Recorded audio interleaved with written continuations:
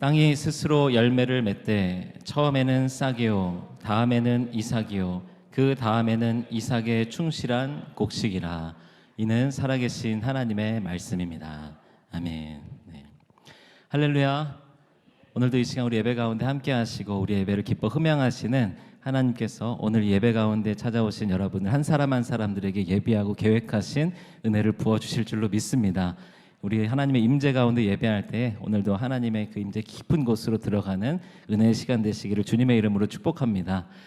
네, 우리 이제 지난주 주일에 이제 그 전 목금토 2박 3일로 이제 중앙배화 첫 연합 전교인 수련회를 다녀왔습니다. 우리 이제 꿈빛 캠프라는 이름으로 이제 함께 2박 3일 수련회를 다녀왔는데요.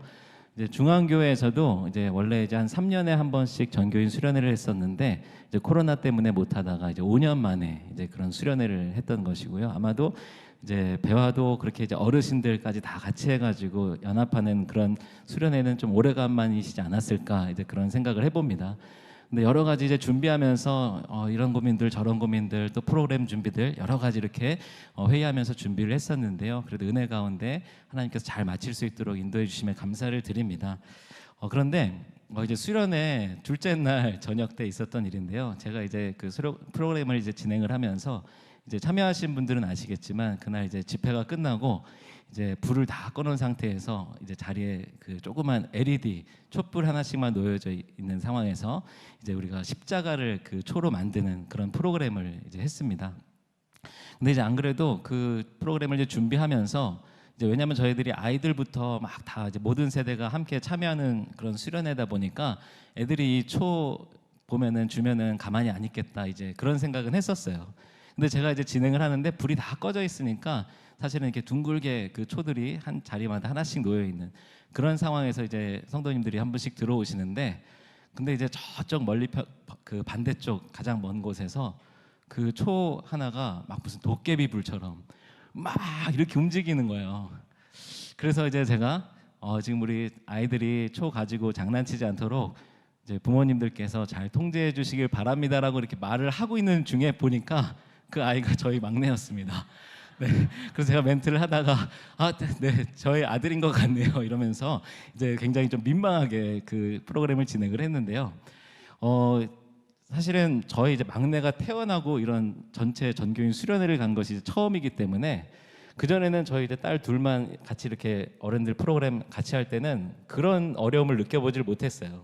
근데 이번에는 제가 이 프로그램들 준비하고 수련회 진행하면서 제 사역 중에 하나가 또 있구나. 이 막내 아이를 통제하는 것이 또 제 사역이구나 그런 생각을 했습니다. 근데 물론 이제 실패했긴 했는데 네, 그런 게 또 어려움이 있더라고요. 그런데 이제 수련회를 준비하면서 사실 여러 가지 그 스태프들이 고민을 많이 합니다. 왜냐하면 여러 가지를 잘 준비하고 이제 특별히 이제 뭐 어려운 상황들이 생겼을 때 당황하지 않으려고 이제 여러 가지 시뮬레이션들을 해보죠. 사실 요번에 이제 처음에 들어오셨을 때 강당으로 다 모이게 됐는데요. 그때도 이제 강당에 들어오면서 등록하시고 티셔츠 받으시고 핸드북 받으시고 이제 명찰 받으시고, 근데 그 시간에 저희들이 스태프들이 준비한 것들이 이제 물도 드리려고 했고 옥수수도 간식으로 이제 드리려고 준비를 하고 있었습니다. 근데 이제 막 준비를 하면서 처음에 들어오면서 티셔츠 받고 명찰 받고 핸드북 받고 자기 이렇게 짐도 있고 물이랑 옥수수까지 주면 좀 힘들지 않을까? 그러면서 이제 그럼 물이랑 옥수수는 조별로 모여 있으면 테이블로 주자. 근데 물을 드리면은 핸드북을 드렸는데 핸드북이 종이인데 젖지 않을까? 그럼 물은 방에다 갖다 두자. 막 이런 식으로 여러 가지들을 하나하나 좀 치밀하게 준비를 했었습니다. 그리고 이제 저희가 수영장에서 아이들 물놀이, 유치부, 아동부 물놀이를 했었는데 그 수영장이 이제 야외 수영장이다 보니까 이제 비가 오면은 또 운영을 안 한다고 해가지고 이제 그 전까지 비가 계속 많이 내렸잖아요. 그래서 걱정을 많이 했어요. 비가 오면 어떡하나. 그러면서 이제 각 교회학교 부서별로 플랜 B, 이제 뭐 물총놀이라든지 실내 프로그램까지 다 이렇게 계획을 하고 이제 준비를 그렇게 대비를 하고 수련회를 진행을 했습니다.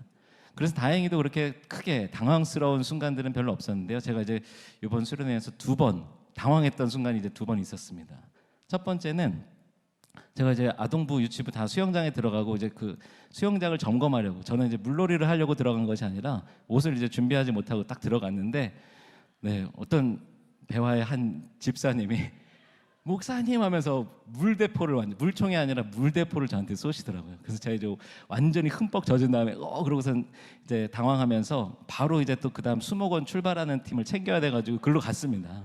네, 그래서 어떻게 하지를 못하고 갔는데 또 수목원 출발하러 갔더니 이제 거기 저희 성도님들은 목사님 이렇게 땀을 흘리면서 지금 왔다 갔다 하고 계시다고 저를 격려해 주시더라고요. 그래서 그 한 순간이 있었고 또 한 순간은 첫날 저녁에 이제 첫날 저녁 집회가 이제 막 끝나가고 있는데 그때 이제 긴급 안전 문자가 왔습니다. 그 천안과 세종 지역에 지금 천둥과 번개를 동반한 폭우가 내리고 있으니 안전에 유의해 주십시오. 그런 문자 받으신 분들 계시나요? 네, 안 계셨나요? 네. 그쪽에 이제 천안 지역에서만 오는 문자였던 것 같은데 그래서 제가 그걸 받고선 밖을 이제 집회 중에 밖을 잠깐 확인했는데 비가 아직 안 내리고 있었어요. 그래서 그래도 다행이다. 이제 우리 끝나기 전까지는 안 내렸으면 좋겠다라고 했는데 그때 이제 가셨던 분들은 기억나실 거예요. 제가 이제 집회 다 끝나고 다음 일정을 이제 공지하기 위해서 앞으로 나왔는데 그 순간에 이 강당이 막 울릴 정도로 완전히 그 장대비가 소나기가 내리고 있었습니다. 근데 그 순간에 굉장히 당황스러웠어요. 왜냐하면은 저희가 이 강당에서 숙소까지는 야외를 지나가야 되는 그런 과정이 있어야 되는데 지금 거기 이제 막 나중에 다 찾아보니까 우산이 한 4개 정도밖에 없더라고요, 그 안에. 그리고 비는 엄청 내리고 있고 또 교회 학교 아이들은 또 다른 건물에서 프로그램을 하고 교회 버스를 타고 강당으로 이동하는 그런 과정 중에 있었습니다. 그래서 이걸 어떻게 해야 되나, 이 다음을 지금 어떻게 진행을 해야 되나 막 고민을 하면서 제가 이제 막 당황해서 어떻게 공지도 못하고 왔다 갔다 하고 막 이제 그랬던 그런 상황이 있었는데요. 비가 엄청 내렸습니다. 그래서 교회 버스가 도착했는데 거기에서 이제 한 1, 2m 정도 되는 그런 강당 실내로 들어오는 것도 그 잠깐을 지나가는 사이에도 이제 뭐 비가 엄청 맞을 수밖에 없는. 그래서 어떻게 하나 그러면서 이제 막 왔다 갔다 하다가 아이들은 그대로 타 있고 아이들 부모님이 먼저 타십시오. 그러면서 이제 거기 통로에 우산 4개를 가지고 이제 스태프들이 거기 통로만 이렇게 우산을 대 가지고 부모님들이 막 교회 버스로 타시고 이제 그런 긴급 이제 그런 수송 작전이 펼쳐졌습니다. 물론 이제 조금 지나서 비는 멈췄지만 그때 당시에는 제가 여기서 그냥 기다리시라고 해야 되나? 근데 비가 언제 그칠지 모르는데 여러 가지 생각들로 굉장히 복잡했습니다. 왜냐하면 이런 수련회나 아니면 뭐 청년들 같이 이렇게 선교를 가거나 여러 가지 교회 큰 행사들을 준비할 때면 저는 대개는 이제 그런 스텝으로 섬기다 보니까 항상 여기 앞에서 무슨 프로그램이 진행이 되고 있을 때 지금 이 다음에는 뭐를 준비해야 되는지 다음 일정에 대해서 항상 준비하고 대비하는 그런 게 이제 익숙해져 있었습니다. 그런데 이제 그 다음에 대해서 어떻게 해야 될지를 알지 못할 때 굉장히 당황스럽더라고요. 아마도 뭐 이런 교회 그런 여러 사역들뿐만이 아니라 우리 각자의 성도님들 자리에서, 직장에서 또는 학교에서 아니면 인생의 전체를 놓고 우리는 항상 다음에 대해서 고민하는 그런 시간들을 보낼 수밖에 없는 것 같습니다. 우리 청년들 여기 많이 있지만 청년들 어떻습니까? 이제 고등학교 때까지는 진학을 위해서 열심히 준비하죠. 그런데 이제 진학했다고 해서 고등학교를 졸업했다고 해서 이제 모든 고민이 끝난 것이 아니라 계속해서 그 다음에 대한 생각과 대비가 필요합니다. 진로는 어떻게 할 건지, 취업은 어떻게 할 건지, 아니면 공부를 더 할 건지, 또는 이제 가정을 어떻게 이룰 것인지, 결혼에 대하여서 여러 가지 고민이 많죠. 그럼 여기 또 계시는 우리 청장년분들, 직장도 있고 가정도 이룬 분들, 그럼 이제 다음에 대한 고민이 없습니까? 자녀들은 어떻게 할 건지, 또 양육은 어떻게 할 건지, 이직을 해야 되는지, 직종을 바꿀 것인지, 우리의 다음에 대한 고민은 늘 우리에게 있는 것 같습니다. 그런데 우리의 신앙의 과정 속에서도 우리는 이 다음에 대한 준비를 항상 기억을 하면서 살아가야 된다, 신앙생활해야 된다, 그런 생각을 하게 되는데요. 오늘 우리가 읽었던 이 말씀, 사실 제가 이제 굉장히 좋아하는 구절이에요. 근데 이 마가복음 4장 20절 말씀에 보게 되면 처음과 그리고 다음과 그 다음을 향해서 하나님이 어떤 일들을 기대하고 계시는지 오늘 말씀을 통하여서 함께 묵상하기를 원합니다. 이제 먼저 다음이라고 이야기한다면 우리가 이제 그 다음이 방향에 관한 그런 의미로 다음을 의미할 수가 있겠고, 또는 순서의 의미로, 과정의 의미로 이 다음이라는 것을 이야기할 수 있을 것입니다. 그런데 오늘 우리가 이제 읽은 이 말씀, 한 절의 말씀을 읽었지만 사실은 이 말씀은 26절부터 이어지는 하나님 나라의 비유에 관한 그런 말씀의 한 구절입니다. 하나님께서는 하나님 나라에 대해서 예수님께서 이것을 설명하시면서 하나님 나라의 비유로 오늘의 이 말씀의 구절이 등장하고 있습니다. 씨앗이 심겨지고 그리고 그 씨앗이 싹을 내고 그리고 그 싹이 이어서 이삭이 되고 그리고 그 이삭에 이어서 곡식을 거두는 열매로 이어지는 것, 우리가 잘 알고 있는 하나님이 기대하시는 우리의 신앙의 모습, 우리의 삶 가운데 우리가 걸어가야 될 그런 하나님이 계획하고 계시는 사명의 길인 줄 믿습니다. 그런데 오늘 이 비유는 또 그냥 갑자기 이 비유만 등장한 것이 아니라 이 마가복음 4장 전체를 보게 되면 우리가 잘 알고 있는 네 가지 땅의 비유로부터 시작을 하게 됩니다. 네 가지 땅, 어떤 땅들이 있습니까? 먼저는 길가가 있고 돌밭이 있고 가시떨기가 있고 그리고 좋은 땅, 이렇게 네 가지 땅에 관한 비유가 있습니다.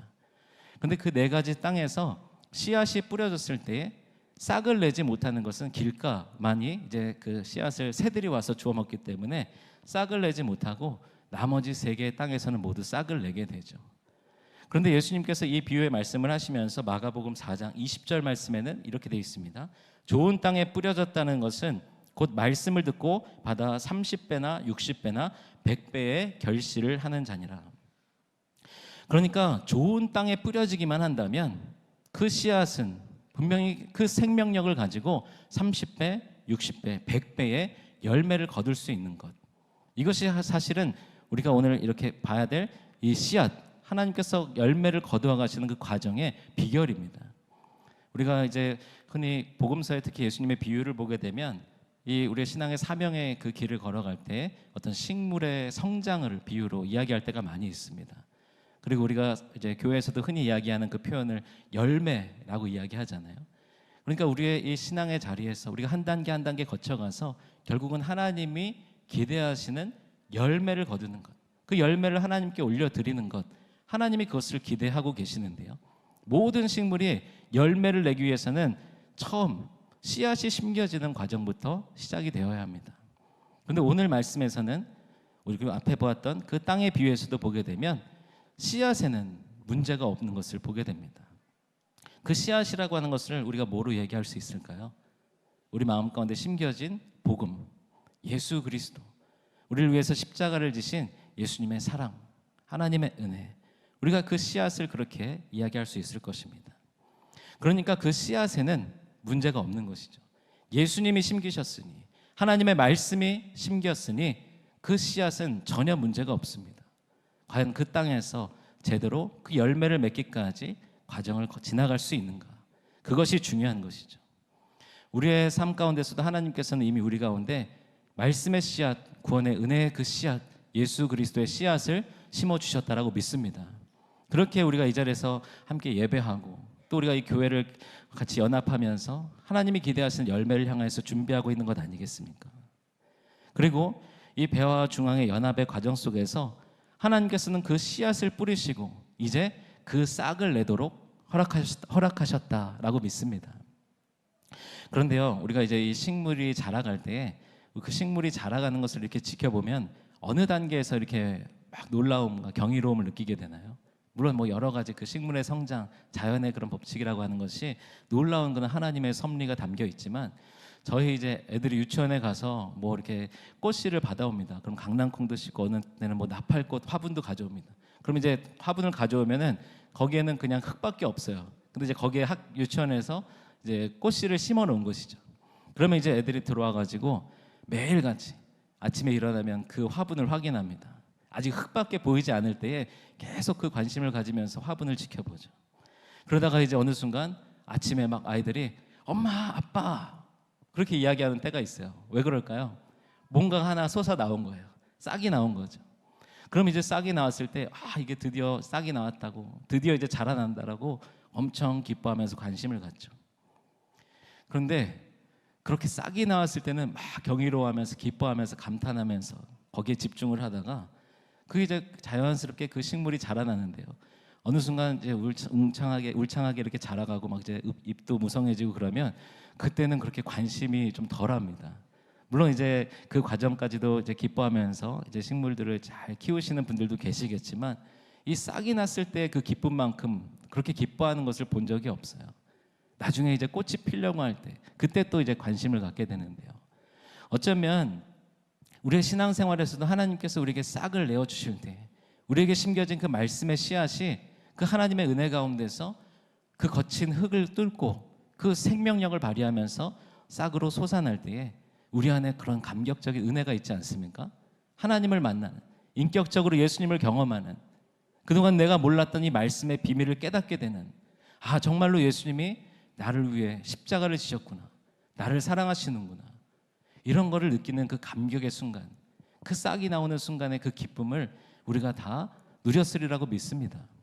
그리고 지금 아직 그런 과정들을 겪지 못한 분들이 계시다면 하나님께서 분명히 그 복음의 씨앗이, 예수 그리스도의 십자가의 씨앗이 싹으로 내는 그런 은혜를 허락해 주실 줄로 믿습니다. 그러면 그 싹이 나왔을 때 그것이 이제 다음으로, 그 다음으로 계속 자라가는 그 과정들을 거쳐가야 하는데요. 그런데 이 과정들이 쉬운 것만은 아닙니다. 병충해도 있을 수 있고, 때로는 태풍이 불기도 하고, 때로는 정말로 그 흙이 다 말라버리기도 하고, 여러 가지 과정들을 거치지만 그러나 그 씨앗이 가지고 있는 그 생명력으로 계속 자라가게 되는 것이죠. 그런데 그렇게 은혜의 싹, 복음의 그 말씀 가운데 내가 은혜 받고 예수님을 만나는 그 경험으로 내가 이제 그 구원의 은혜를 경험하는 그 시작 이후에, 그 하나님을 만났던 경험 이후에 과연 우리는 그 다음을 잘 지나가고 있는가? 제가 이제 어렸을 때부터 같이 신앙생활했던 그런 친구들이 많이 있습니다. 이제 중고등부, 청년부, 정말 같이 열심히 그 은혜 받고 교회 섬기고 그런 이제 시간들을 보냈던 그런 친구들이 많이 있는데요. 근데 이렇게 지금 주위를 돌아보면 지금 물론 이렇게 뭐 저처럼 목회자가 되어야 하는 것은 아니지만 그렇게 막 열심으로 계속해서 그 신앙생활을 이어가고 있는 그런 친구들이 많이 없는 것을 좀 보게 됩니다. 참 안타깝죠. 우리 성도님들 혹시 직장 생활하거나 아니면 주변에서 지금 이제 그런 사회생활에서 사람들 만나게 될 때 그런 일들 겪으셨을지 모르겠습니다. 저도 이제 목회하기 전에 직장을 다녔던 다녔던 적이 있는데 그때 이렇게 만났던 분들 중에서 그런 이야기하는 분들 참 많이 만났습니다. 나 예전에 교회 진짜 열심히 다녔었는데, 나 대학생 때는 교회 열심히 다녔어, 나 옛날에 학생 회장도 했었어, 막 그런 분들도 제 주위에는 계셨는데, 그런데 지금은 좀 이제 신앙생활을 그렇게 하지 못하고 계신 분들, 그러면서 이제 제가 막 교회 다닌다 그러고 막 주의를 지키려고 하고 또 이제 막 회식 자리나 이런 데서 이제 술을 안 마시려고 하고 이제 그런 모습을 보면서 이제 예전 막 그런 일들이 생각나셨는지 그런 이야기를 하는 그런 선배분들 또 이제 고참 분들을 많이 뵙게 됐습니다. 어떻게 그 과정 속에서 어느 과정에서 그것이 끊어졌는지 알 수 없지만 하나님께서 싹을 내게 하시고 그 다음으로 계속 연결하여서 열매까지 기대하고 계셨는데 그 과정이 멈추는 경우들이 있습니다. 성경에서 보게 되면 우리가 잘 알고 있는 솔로몬 같은 경우, 저는 이 경우가 이 솔로몬과 비슷하지 않은가 그렇게 생각을 하게 되는데요. 솔로몬의 경우에는 그 왕위를 시작할 때 어떤 모습이었습니까? 하나님께 일천번제를 드리면서 하나님 앞에 겸손한 마음으로 듣는 마음을 구하고 그리고 바로 시작했던 것은 하나님의 성전을 건축하는 것. 솔로몬이 그 건축한 성전을 봉헌할 때에 하나님의 영광이 그 성전 구름 가득히 임하는 그런 놀라운 하나님의 임재를 경험했던 사람이 바로 솔로몬입니다. 그런데 그 솔로몬이 그렇게 하나님께서 주신 은혜 가운데 그 왕위를 시작하면서 하나님과의 관계 속에서 그렇게 싹을 내었다라고 한다면 그 다음은 계속해서 하나님이 기대하시는 열매의 방향으로 나아갔어야 하는데 솔로몬은 그러지 못했습니다. 그 다음은 솔로몬의 궁전을 짓는 것이었고 그 다음은 이방의 여인들과 결혼하면서 그들이 가지고 오는 우상들을 그대로 방치하는 것이었고 결국에는 자신도 하나님을 향하여서 전심으로 섬기지 못하고 그냥 세상의 법칙대로 이스라엘을 통치했던 것, 그것이 솔로몬의 다음의 과정이었습니다. 그 다음에 이삭의 충실한 열매를 맺지 못하고 솔로몬은 결국 마지막 때에 헛되고 헛되다라고 하면서 그렇게 고백을 하게 됩니다. 어쩌면 이 솔로몬의 왕궁에도 솔로몬이 그런 과정들을 거치고 있을 때 어떤 젊은 신실한 신하가 솔로몬의 궁전에 들어와서 막 열심히 하나님 예배하고 찬양하려고 할 때 나 옛날에 일천번제도 드리고 했었는데, 나 옛날에 그렇게 성전 짓는데 내가 정말 최선을 다해서 임했었는데, 솔로몬도 그렇게 이야기했을지도 모르겠습니다. 싹을 낸 뒤에 열심히 그 싹이 다음의 과정으로 갈 수 있도록 하는 것. 그런데 오늘의 이 말씀을 보게 되면 사실은 이 씨앗을 뿌린 농부, 그 사람은 어떻게 이 씨앗이 그렇게 자라가게 되는지를 알지 못한다라고 그렇게 기록하고 있습니다. 그저 자고 깨고 하는 중에 그 씨앗이 그렇게 열매까지 자라게 된다라고 이야기하고 있습니다.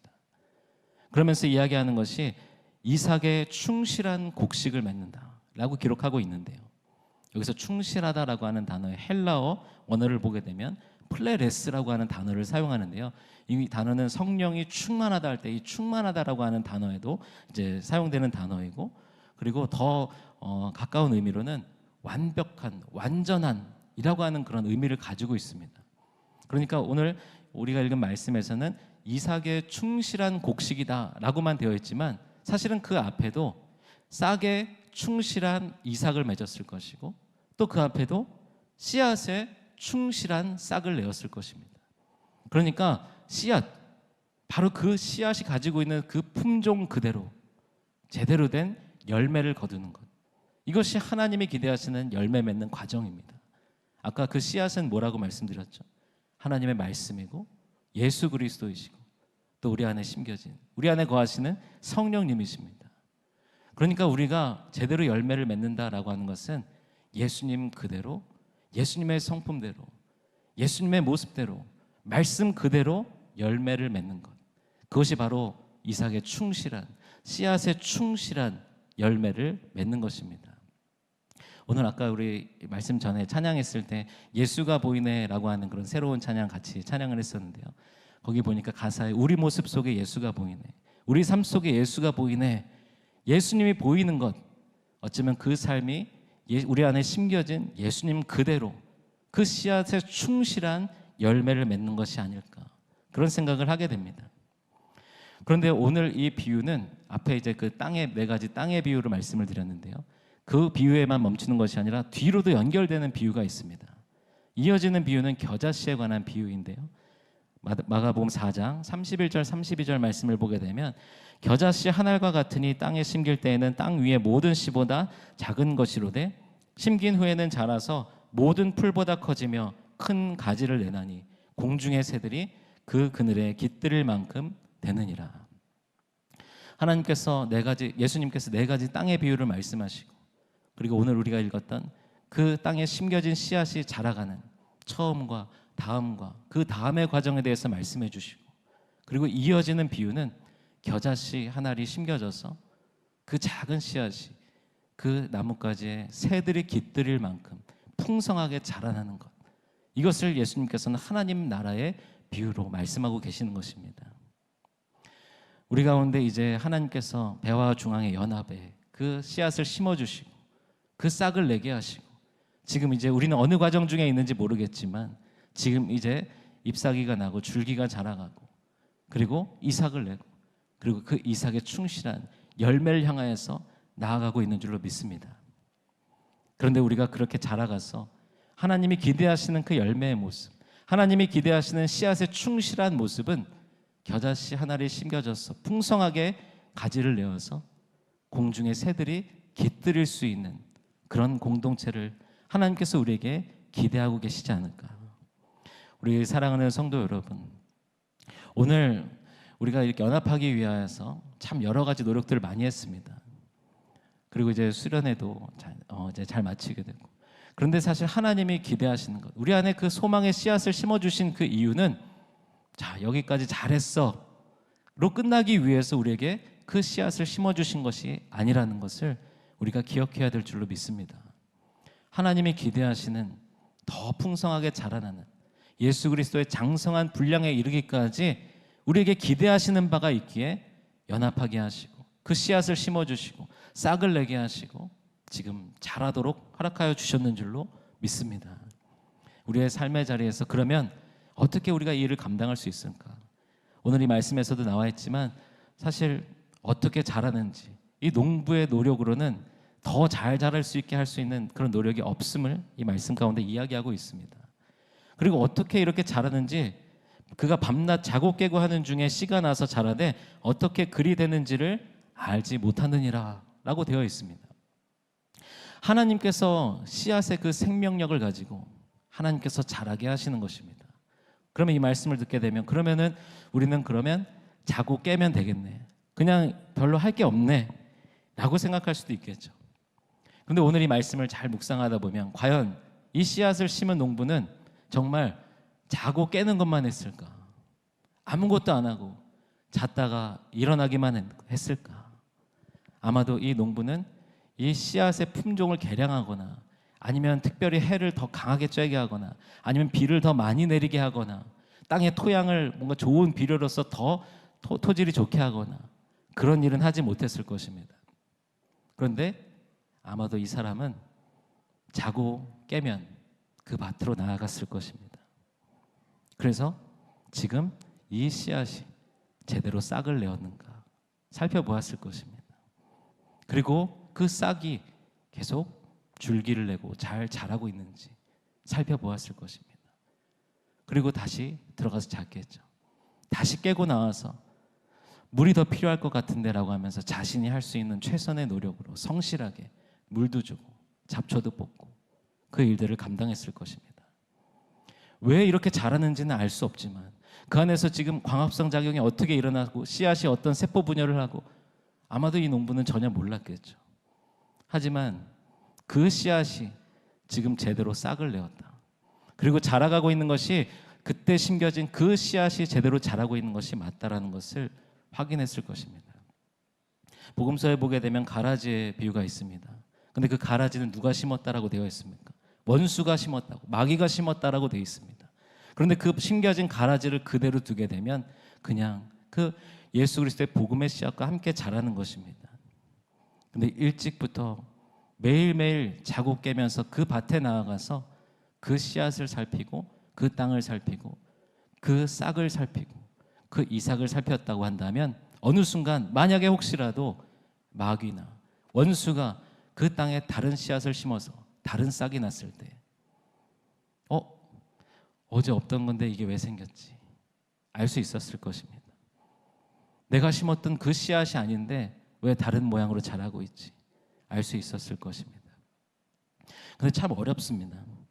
예수님이 심겼고 복음이 심겨서 예수님으로 그대로 살면 되는데 말씀대로 살면 되는데 그게 참 어렵습니다. 내 욕심이 나타나고 내 교만이 나타나고 내 계획과 생각이 앞서고 세상의 가치가 앞서고 여러 가지 우상들이 하나님이 기대하시는 그 열매를 가로막을 때가 있습니다. 그때 우리가 해야 될 것은 무엇입니까? 자고 깨고 밭에 나아가서 그 싹을 살피는 것, 그 이삭을 살피는 것, 그 이삭에 충실하게 지금 곡식이 맺어지고 있는지 살피는 것. 우리의 일상 가운데서 우리가 날마다 주일에 이곳에 와서 예배하고 우리의 삶의 자리에서 조금이라도 말씀 가운데 나아가려고 묵상하고 그리고 어떤 일들이 있을 때마다 내 계획과 내 생각과 내 판단으로 하지 않고 하나님께 물으며 기도하는 것, 그리고 자고 깨고 다시 예배하고 하나님을 찬양하고 말씀 가운데 하나님을 묵상하고 예수님을 알아가는 것, 그리고 다시 자고 깨는 것. 우리의 다음은 이런 과정 중에 어느 순간 우리도 알지 못하는 사이에 하나님께서 우리 안에 심어주신 예수 그리스도의 씨앗에 충실한 곡식으로 열매 맺게 될 줄로 믿습니다. 우리 사랑하는 성도 여러분, 우리 여러분들의 그 일상의 자리, 자고 깨고 하는 그 자리는 어디입니까? 여러분들이 자고 깨고 하는 중에 살펴야 될 여러분들의 모습은 무엇입니까? 오늘 하루도 내가 이삭에 충실하게 살았는지, 싹에 충실하게 살았는지, 씨앗에 충실하게 살았는지, 내 안에 심겨진 예수님의 성품에 충실하게 살았는지, 내 안에 주신 하나님의 말씀에 충실하게 살았는지 우리가 점검해야 할 것은 그것인 줄로 믿습니다. 내일부터 또 시작되는 하루하루, 일상은 너무나도 바쁘고 분주하겠지만 우리의 삶의 자리에서 우리가 늘 점검하기를 소망합니다. 나는 지금 내 안에 심겨진 복음에 충실하고 있는가? 내 안에 심겨진 예수님의 모습대로 예수님이 보여지는 삶을 살고 있는가? 날마다 점검할 때에 어느 순간 우리는 알지 못했지만 부쩍 자라나서 하나님이 기대하시는 곡식으로, 열매로 공중의 새들이 깃들일 큰 겨자나무로 자라게 될 줄로 믿습니다. 우리 배화와 중앙이 연합하는 공동체가 또한 그런 공동체가 될 줄로 믿습니다.